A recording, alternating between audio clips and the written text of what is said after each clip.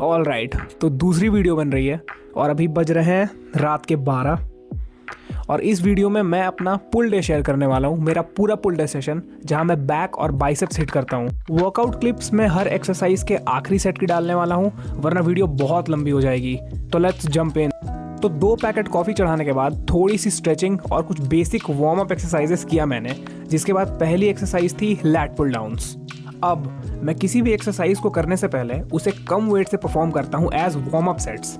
मतलब मान लो मुझे लैट पुल डाउन पे 65 kg के सेट्स करना है, तो पहले मैं 15 kg से 3 रेप्स, फिर 25 kg के 3 रेप्स, फिर 45 kg से 2 रेप्स और फिर 65 kg के 1 या 2 रेप्स मारूंगा with a 5 second break between each set. इससे मेरे लैट्स का अच्छा वार्म अप हो जाएगा and they will get used to handle the weights.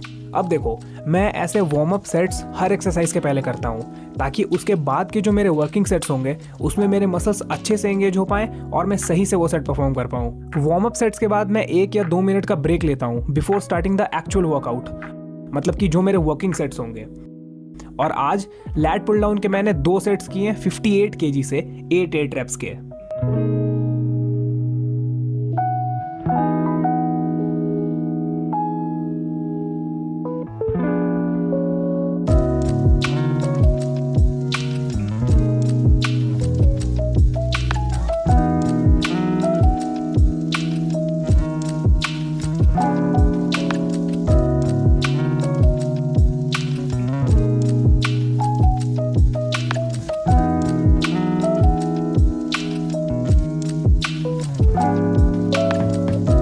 तो मेरे जिम में फिटलाइन की लैट पुल डाउन मशीन है और उसका जो वेट स्टैक है उसकी प्रोग्रेशन काफ़ी अजीब है। मतलब नॉर्मल जो 5 kg प्रोग्रेशन वाली वेट स्टैक होती है उस मशीन में वो नहीं है। ऊट पटांग वेट्स 37.5 kg, 19.5 kg, मतलब मुझे याद भी नहीं है इतने अजीब वेट स्टैक्स हैं उस मशीन के। तो लैट पुल डाउन के 2 सेट्स के बाद दूसरी एक्सरसाइज थी seated rowing upper back target करने के लिए, और इसमें भी मैंने पहले वार्म अप सेट्स किए हैं। जिसके बाद 90 kg से 10 रेप्स के 2 सेट्स किए मैंने, और ये तीसरे सेट की क्लिप जिसमें 95 kg से 9 रेप्स मिले मुझे।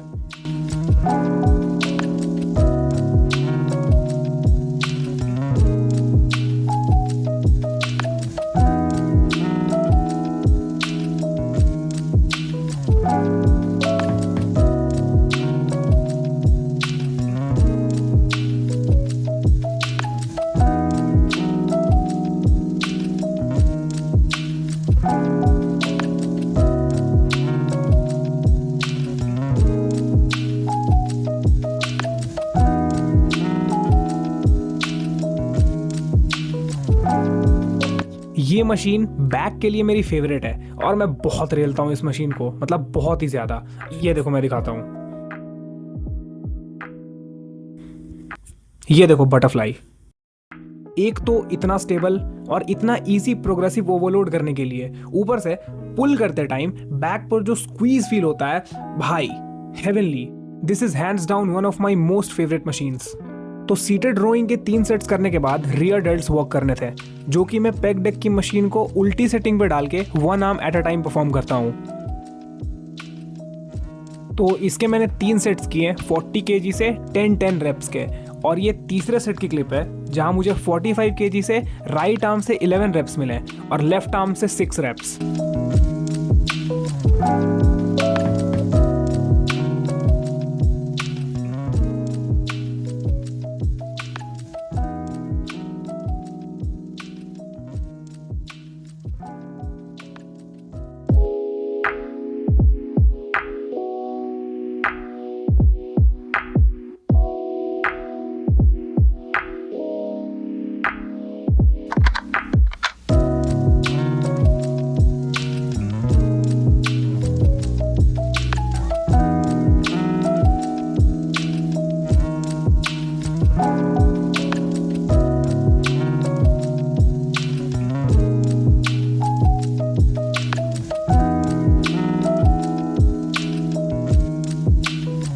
यहाँ पर मेरी फॉर्म काफ़ी ख़राब है क्योंकि मेरे रियर डेल्ट्स दूसरे सेट में ही बहुत ओवरवर्क हो गए थे। इसके बाद भी मैंने एक तीसरा सेट लगाया क्योंकि मैं एक मशीन पर ट्रेन कर रहा हूँ जहाँ इंजरी के चांसेस बहुत कम होते हैं।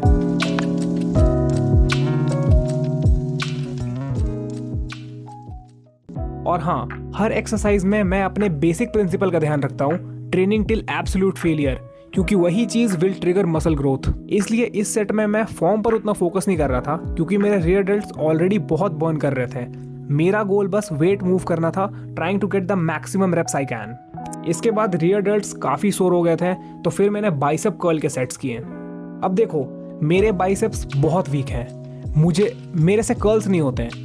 इसका रीज़न है कि मैंने जिम ज्वाइन करने के 5 महीनों तक मैं अपने बाइसेप्स को ट्रेन ही नहीं करता था। मुझे एक मिसकंसेप्शन था कि अच्छे बाइसेप्स बस ऐसे ही बन जाते हैं, तो मैं सिर्फ बैक, चेस्ट और एब्स पर फोकस करता था और मैं बाइसेप को ट्रेन ही नहीं करता था बिल्कुल, क्योंकि मैं सोचता था कि बैक करते टाइम बाइसेप तो एंगेज हो ही रहे हैं, तो इन्हें आइसोलेट करके क्या फ़ायदा। मुझे बाइसेप ट्रेन करना वेस्ट ऑफ एफर्ट लगता था। बाद में मैंने अपने आर्म्स नोटिस किए और देखा कि जो मेरे ट्राइसेप हैं उसके सामने मेरी बाइसेप कितनी ज़्यादा फ्लैट लग रही है, और उसके बाद मैंने ढंग से ट्रेन करना स्टार्ट किया अपने बाइसेप्स को।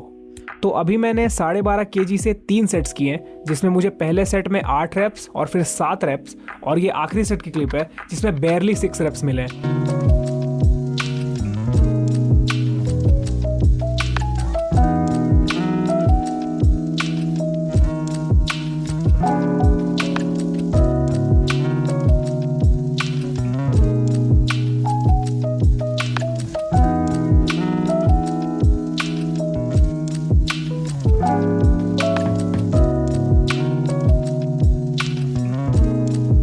मैं बैठकर सपोर्ट के साथ कर्ल्स करता हूँ, क्योंकि मुझे उससे एक अच्छा माइंड मसल कनेक्शन मिलता है और मेरे कर्ल्स के इसेंट्रिक पार्ट पर मैं वेट को ढंग से कंट्रोल कर पाता हूँ। उससे मेरे बाइसेप्स पे काफ़ी अच्छा स्ट्रेच आता है। तो कर्ल्स के 3 सेट्स के बाद मैंने लैंड माइन रोज किए मिड बैक को टारगेट करने के लिए, जिसमें मैंने 45 kg से 3 सेट्स किए।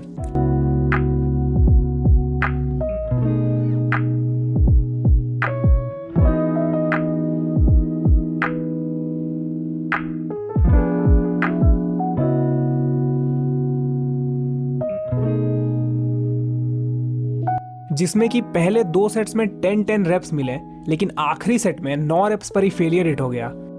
इसके बाद मैं वापस बाइसेप्स पर आया और प्रीचर कर्ल के सेट्स किए। मेरे जिम में प्रीचर कर्ल की मशीन ही नहीं है, सिर्फ वो प्रीचर बेंच है जिसमें वो लिफ्टिंग हैंडल वाली अटैचमेंट नहीं होती। देखो, preacher curls are the best exercise for biceps, लेकिन क्योंकि मेरे जिम में वो मशीन ही नहीं है, तो मैं प्रीचर बेंच पर केबल कर्ल्स करता हूँ। उससे भी बाइसेप्स पर काफ़ी अच्छा स्ट्रेच आता है और प्रोग्रेसिव ओवरलोड के लिए भी सही है। तो इसके मैंने 40 kg से 3 सेट्स किए और हर सेट में 7 रेप्स के बाद मसल फेल हो जा रहा था।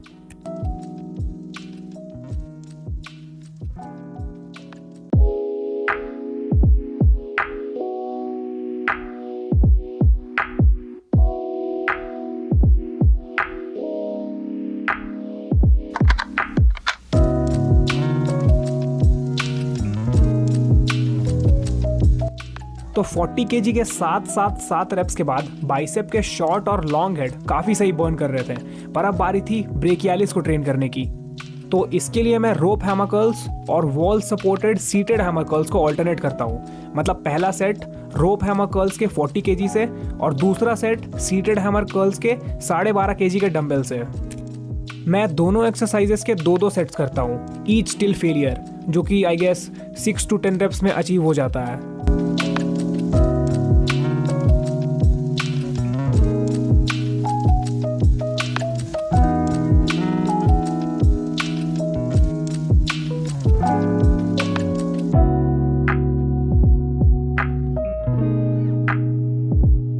तो आज के पुल डे का जो आखिरी मसल ट्रेन करना बच रहा था वो था फोर आर्म्स। तो इसके लिए मैंने केबल से रिस्ट कर्ल्स किए हैं। तो इसके मैंने 3 सेट्स किए, 75 kg से 10 रेप्स और 85 kg से 8 रेप्स के।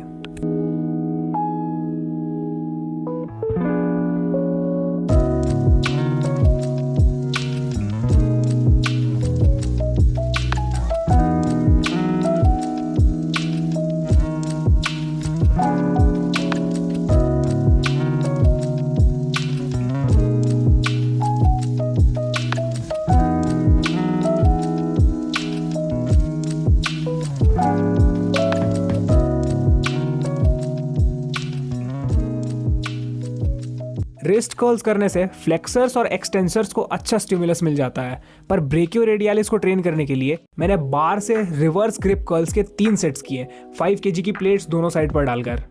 रिवर्स कर्ल में मुझे सेम वेट के साथ पहले सेट में 10 रेप्स और आखिरी के 2 सेट में 8 रेप्स मिले।